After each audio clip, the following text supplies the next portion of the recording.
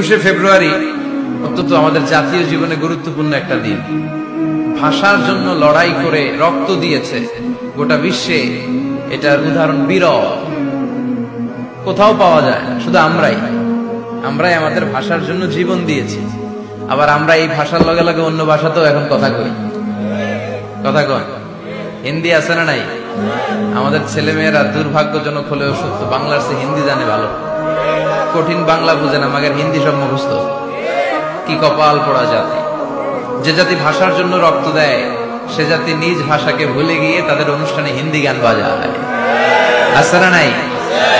কুছ কুছ হোতা হ্যায়, গানের নাম কুছ কুছ হোতা হ্যায়। বাংলাকে ভুলে এখন কুছ কুছ হোতা হ্যায়। তো আমরা যেন এই বাংলা ভাষার মর্যাদা রাখি। গোটা বিশ্বে এখন ইন্টারন্যাশনাল মাদার ল্যাঙ্গুয়েজ ডে হিসেবে এই দিনটা পালিত হয়। সিয়েরা লিওনে ওরা ওদের ভাষার পাশাপাশি বাংলা ভাষাকে আরো একটা ভাষা নিজেদের সেকেন্ড ল্যাঙ্গুয়েজ হিসেবে ঘোষণা দিয়েছে।